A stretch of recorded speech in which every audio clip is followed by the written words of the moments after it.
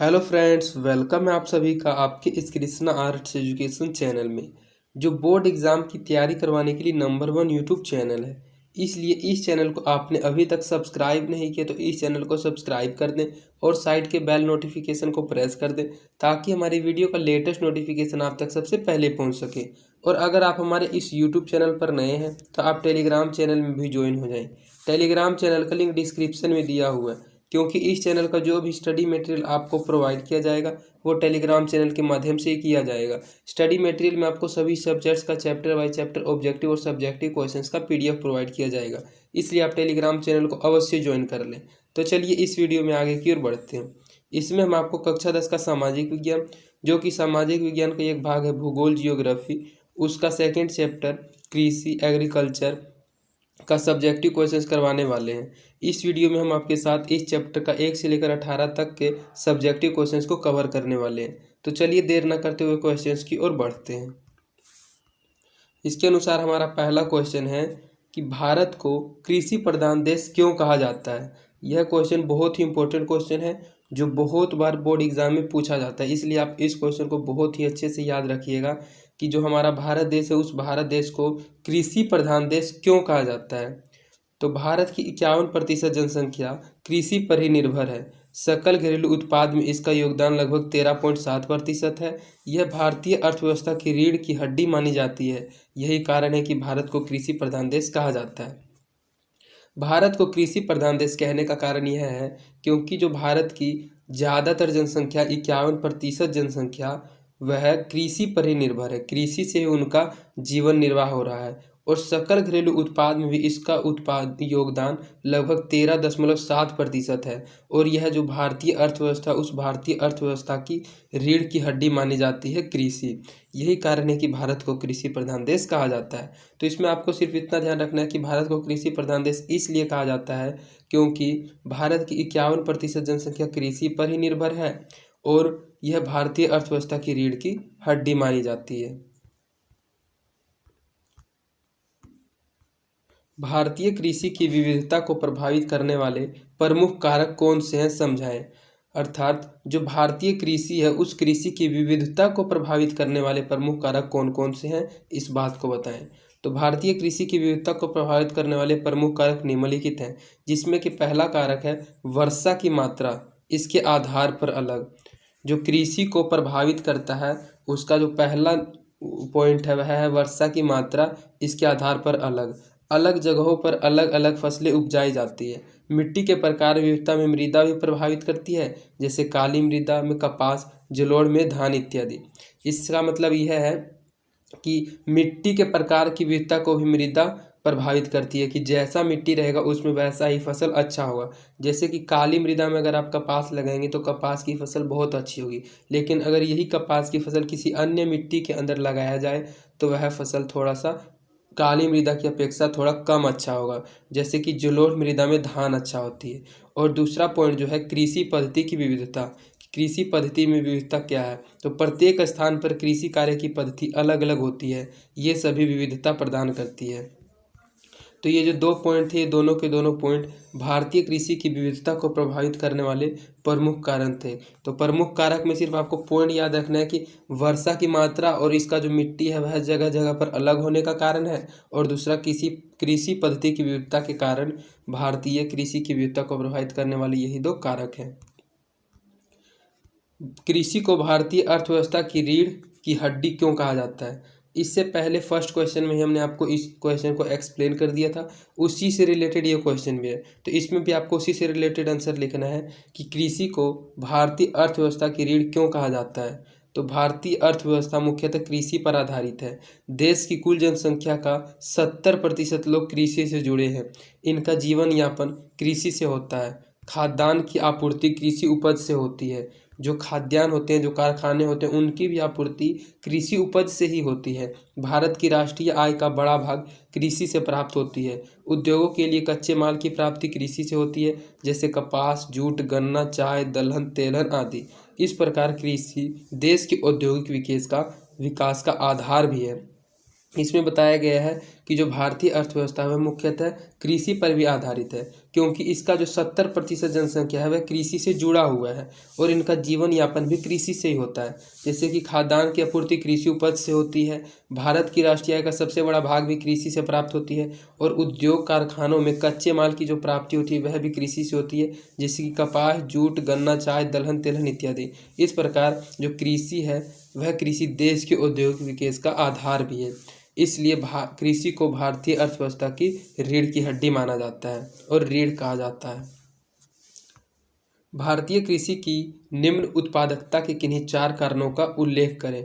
जो भारतीय कृषि है उनकी कृषि की निम्न उत्पादकता के किन्हीं 4 कारणों का उल्लेख करें।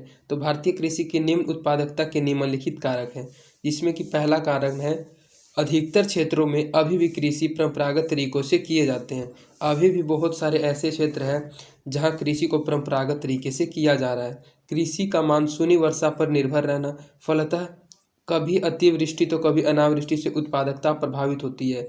इस पॉइंट का मतलब है कि कृषि का मौसम के वर्षा पर निर्भर रहना, कभी वर्षा अधिक हो जाती है तो कभी वर्षा बिल्कुल कम होती है, जिस कारण हमारी फसल पर, हमारी उत्पादकता पर प्रभाव पड़ता है। कभी फसल अधिक होता है तो कभी फसल कम होता है।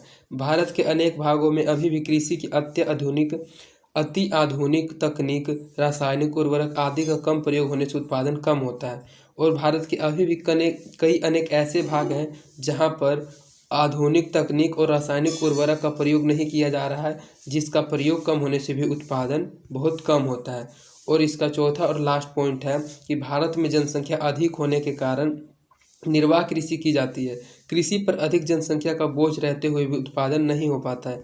अगर यही कृषि व्यवसाय के माध्यम से, व्यवसाय के उद्देश्य से किया जाए तो यह कृषि बहुत अधिक होगी, बहुत अधिक उत्पादन होगा। लेकिन भारत में जो कृषि होता है वह जीवन निर्वाह कृषि की जाती है और कृषि पर अधिक जनसंख्या का बोझ रहते हुए भी उत्पादन अधिक नहीं हो पाता है। तो ये 4 ऐसे पॉइंट थे जो भारतीय कृषि की निम्न उत्पादकता के कारणों का उल्लेख करते हैं, जिसमें से पहला पॉइंट आपने पढ़ा कि अधिकतर क्षेत्रों में अभी भी कृषि परंपरागत तरीकों से हो रही है और कृषि का मानसूनी वर्षा पर निर्भर रहना, फलतः कभी अतिवृष्टि तो कभी अनावृष्टि से उत्पादकता प्रभावित होती है, अर्थात कभी वर्षा कम होती है तो कभी वर्षा अधिक होती है। और भारत के अनेक भागों में अभी भी आधुनिक तकनीक और रासायनिक उर्वरक का प्रयोग नहीं किए जाने के कारण उत्पादन कम हो रहा है और भारत में जनसंख्या अधिक होने के कारण निर्वाह कृषि की जाती है और कृषि पर अधिक जनसंख्या का बोझ रहते हुए भी उत्पादन नहीं हो पाता है। ये 4 कारक ऐसे कारण थे जो भारतीय कृषि की निम्न उत्पादकता को प्रभावित करते हैं। इसके बाद आपका नेक्स्ट क्वेश्चन है, भारतीय कृषि की 2 सबसे बड़ी समस्या लिखें। कि जो हमारी भारत की कृषि है उस भारतीय कृषि की 2 सबसे बड़ी समस्या क्या है, उन 2 सबसे बड़ी समस्याओं को बताएं। तो भारतीय कृषि की 2 सबसे बड़ी समस्याएं निम्नलिखित हैं। इसकी पहला समस्या है वैज्ञानिक पद्धति का कुछ ही क्षेत्रों में प्रसार और दूसरी समस्या फसलों का प्रति एकड़ कम उत्पादन। जो सबसे बड़ी समस्या में पहली समस्या है वह है वैज्ञानिक पद्धति, जो इससे पहले क्वेश्चन में ही आपने पढ़ लिया है कि आधुनिक तकनीक। ये जो आधुनिक तकनीक है इनका कुछ ही क्षेत्रों में प्रसार है, अर्थात पूरे भारतवर्ष में प्रसार नहीं है, इनका उपयोग कुछ ही क्षेत्रों में किया जा रहा है, इसलिए भारत की कृषि का उत्पादन बहुत कम हो रहा है। और दूसरा है कि फसलों का प्रति एकड़ कम उत्पादन, कि पूरे भारत में 1 एकड़ में जितना फसल का उत्पादन होना चाहिए था उससे बहुत ही कम हो रहा है। तो ये 2 ऐसी बड़ी समस्याएं हैं जो भारतीय कृषि को सबसे अधिक प्रभावित करती है। प्रारंभिक जीविका कृषि किसे कहते हैं? जो कृषि है यह एक कृषि का प्रकार है, प्रारंभिक जीविका कृषि। तो प्रारंभिक जीविका कृषि किसे कहते हैं? इस प्रकार की कृषि पद्धति में किसान सिर्फ इतने ही फसल का उत्पादन करते हैं जिससे उसका एवं उसके परिवार का भरण पोषण हो सके। यह एक ऐसी कृषि होती है जिस कृषि में फसल को उत्पादन किया जाता है सिर्फ अपने जीवन निर्वाह के लिए, ना कि उसका व्यवसाय करने के लिए, ना कि उसको बेचने के लिए। इसलिए प्रारंभिक जीविका कृषि कहा जाता है। इस प्रकार की कृषि पद्धति में किसान सिर्फ इतने ही फसल का उत्पादन करता है जिससे उसका एवं उसके परिवार का भरण पोषण हो सके और उसको उस कृषि से किसी प्रकार के व्यवसाय करने की कोई लालसा नहीं होती है। तो यह होती है प्रारंभिक जीविका कृषि, जिसमें किसान अपने और अपने परिवार के भरण पोषण के लिए जितना उत्पादन करना होता है उतना ही उत्पादन करता है। जीवन निर्वाह कृषि से आप क्या समझते हैं? तो यह भी क्वेश्चन पिछले क्वेश्चन से रिलेटेड है। आपने 6th नंबर क्वेश्चन में पढ़ा प्रारंभिक जीविका कृषि। तो प्रारंभिक जीविका कृषि तो वह कृषि होती है जिसमें किसान सिर्फ अपने परिवार के भरण पोषण करने के लिए ही उत्पादन करता है। लेकिन उसी का एक दूसरा प्रकार है जीवन निर्वाह कृषि। तो जीवन निर्वाह कृषि से आप क्या समझते हैं? तो जीवन निर्वाह कृषि उस कृषि को कहते हैं जिसमें उत्पादन का लक्ष्य अपना तथा अपने परिवार का करण पोषण मात्र है। जैसा प्रारंभिक जीविका कृषि है उसी प्रकार का कृषि है जीवन निर्वाह कृषि भी है। इस कृषि का आप अंदाजा बात से भी लगा सकते हैं, जीवन निर्वाह, जिससे सिर्फ अपने जीवन का निर्वाह हो, उस टाइप की कृषि को जीवन निर्वाह कृषि कहते हैं।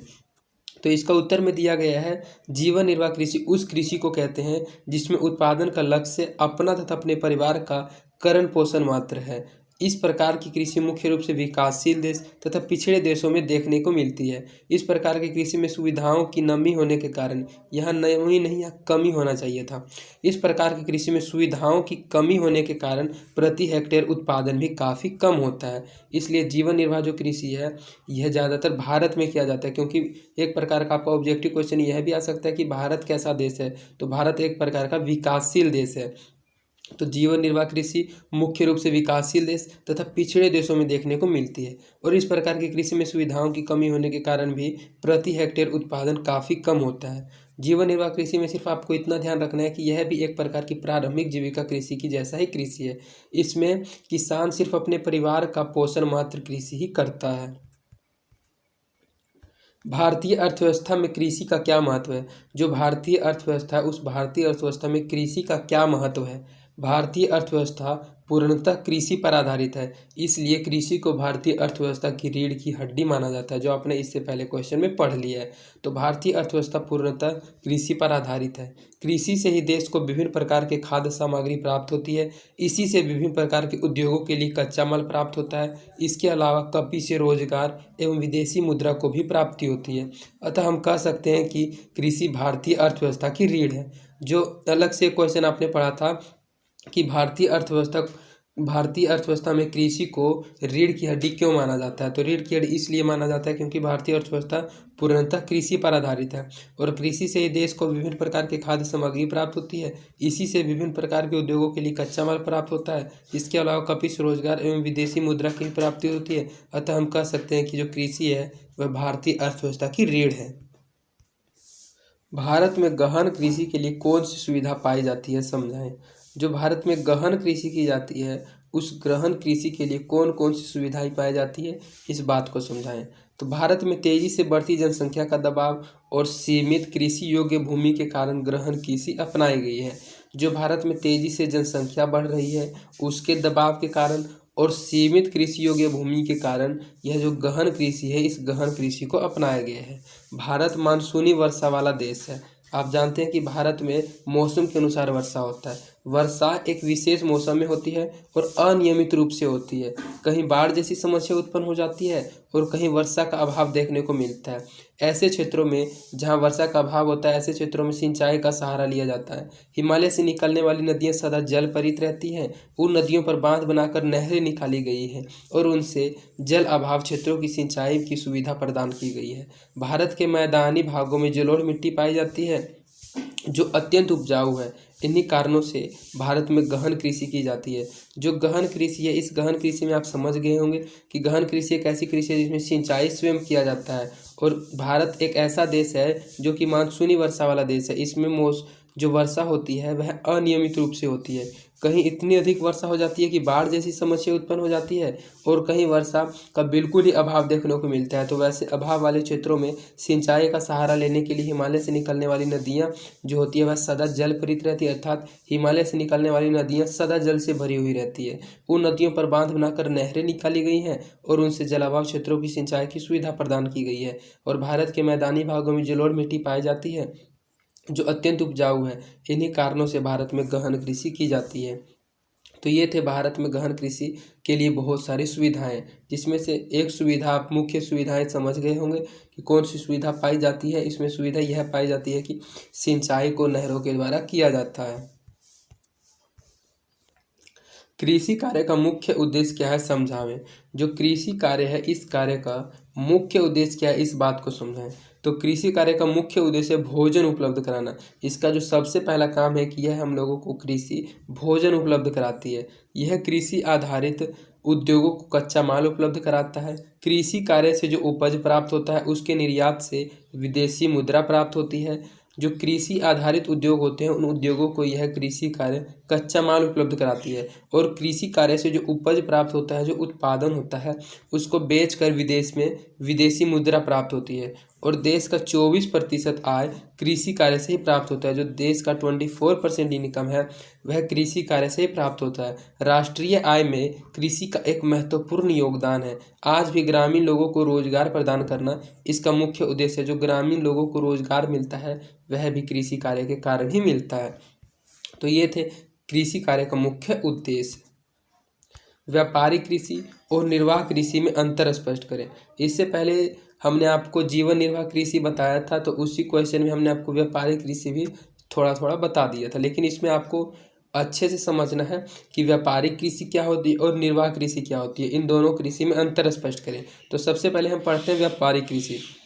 व्यापारिक दृष्टिकोण से की जाने वाली कृषि व्यापारिक कृषि कही जाती है। अर्थात व्यापार के दृष्टिकोण से कि हमको इस कृषि से व्यापार करना है, उस दृष्टिकोण से की जाने वाली कृषि को व्यापारिक कृषि कही जाती है। इस कृषि में अति आधुनिक कृषि तकनीक, रासायनिक खाद, परिशक्त बीज, सिंचाई, कीटनाशक आदि का उपयोग किया जाता है। जैसे गन्ना, जूट, मूंगफली आदि, ये तीनों व्यापारिक कृषि के अंदर शामिल होने वाले फसल हैं। इस कृषि के अंतर्गत जो आधुनिक कृषि तकनीक होती है उनको उपयोग में लाया जाता है। रासायनिक खाद, परिशक्त बीज, सिंचाई, कीटनाशक आदि का उपयोग करके फसल का ज़्यादा से ज़्यादा उत्पादन किया जाता है ताकि उनका जो व्यापार हो वह अधिक से अधिक हो। और इसके बाद आपको पढ़ना है निर्वाह कृषि अर्थात जीवन निर्वाह कृषि। तो जीवन निर्वाह कृषि परंपरागत तरीकों से जैसे हल, बैल, कुदाल आदि की सहायता से की जाने वाली कृषि, जिसमें फसल उत्पादन जीविका निर्वाह के लिए किया जाता है, निर्वाह कृषि कहलाती है। अर्थात इसमें आधुनिक तकनीक का उपयोग नहीं किया जाता। इसमें हल, बैल और कुदाल आदि की सहायता से कृषि की जाती है। और इस कृषि के अंतर्गत जीविका निर्वाह के लिए यह कृषि की जाती है। अर्थात उतना ही फसल का उत्पादन किया जाता है जिससे किसान का और किसान के परिवार का भरण पोषण हो सके, निर्वाह कृषि कहलाती है।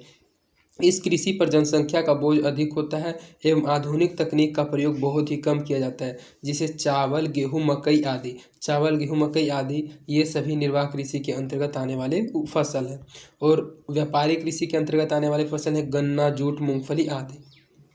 तो जो कृषि व्यापारिक दृष्टिकोण से अर्थात व्यापार के उद्देश्य से किया जाए उसे व्यापारिक कृषि कहा जाता है। और जो कृषि अपने जीवन की निर्वाह के लिए किया जाए उसे जीवन निर्वाह कृषि कहा जाता है। तो इन दोनों में यही अंतर था।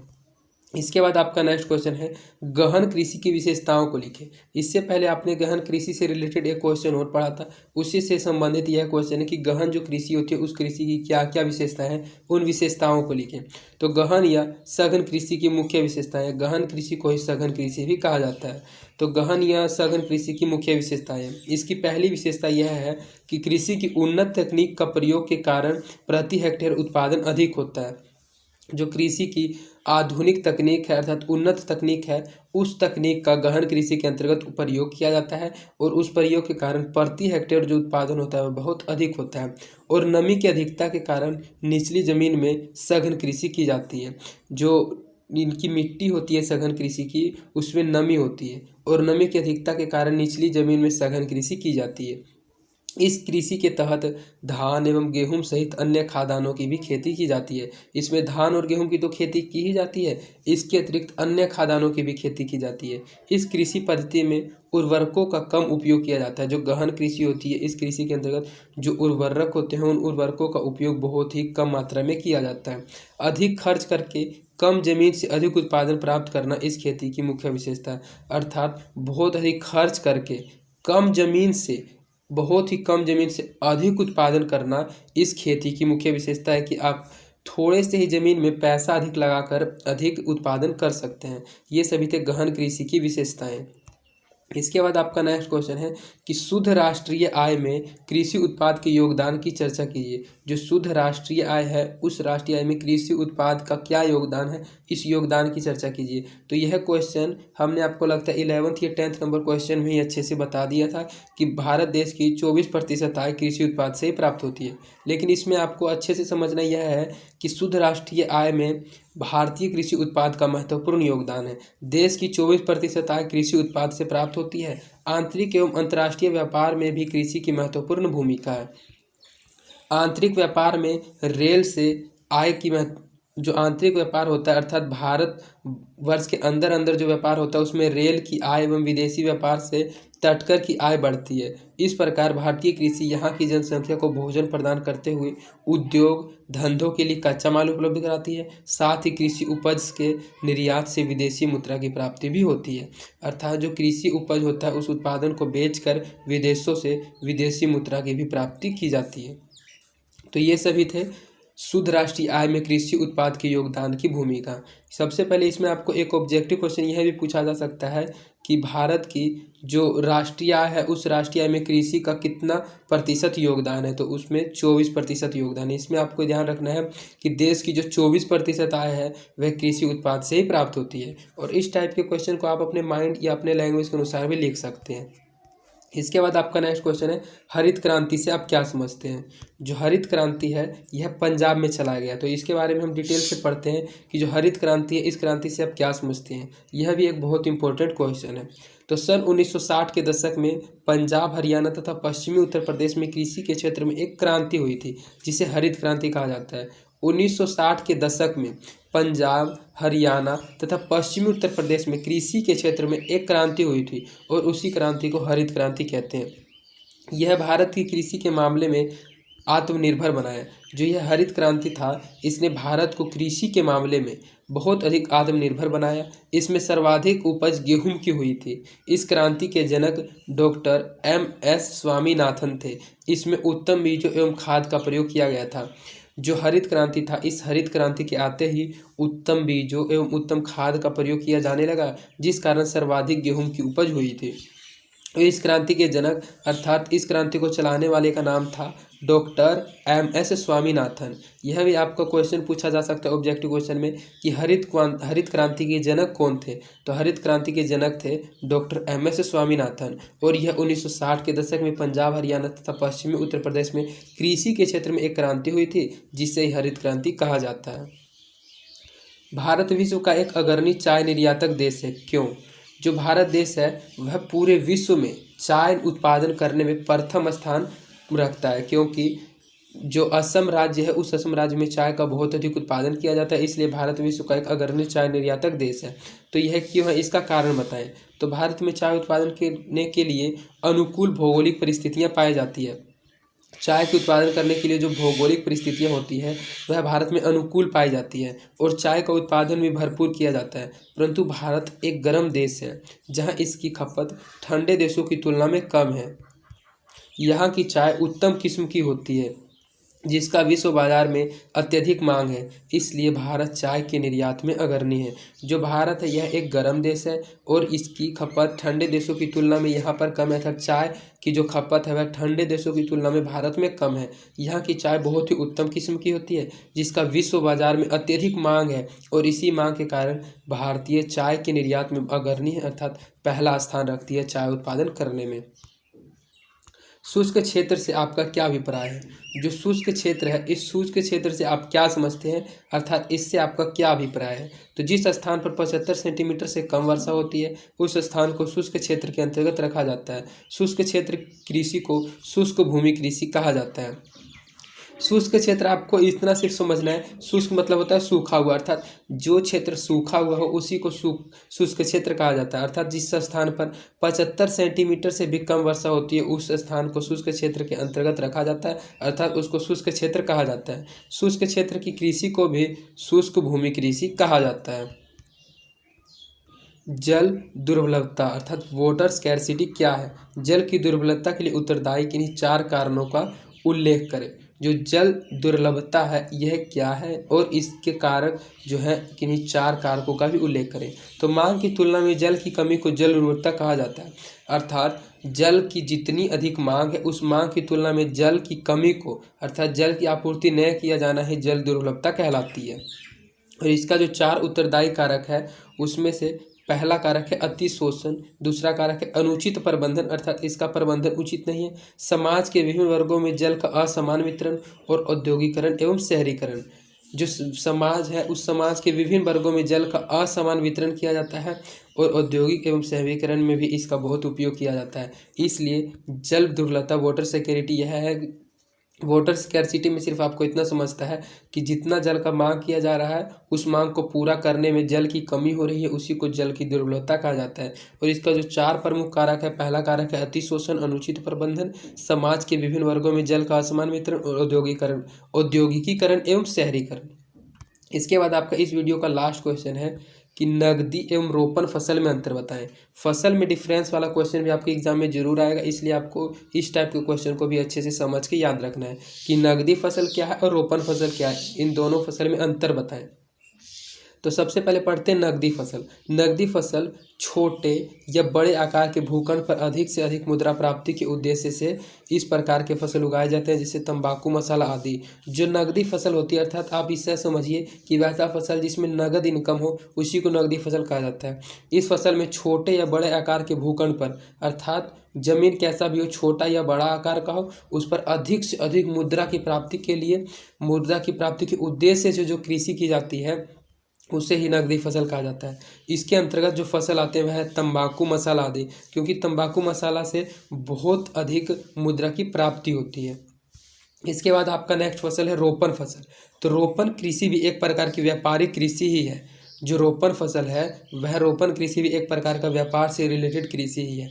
इस कृषि में उद्योगों की तरह ही मैनेजर एवं मजदूर की व्यवस्था होती है और मिल मालिक की तरह इसमें कृषक की स्थिति होती है एवं कृषि बड़े बड़े फार्मों में यंत्रों एवं आधुनिक तकनीकों से की जाती है। तो रोपण फसल यह फसल होती है जो एक व्यापारिक कृषि ही है और इस कृषि में उद्योगों की तरह मैनेजर एवं मजदूर की व्यवस्था होती है और मिल मालिक की तरह इसमें कृषि की स्थिति होती है और ऐसे कृषि बड़े बड़े फार्मों में यंत्रों एवं अन्य आधुनिक तकनीकों से की जाती है।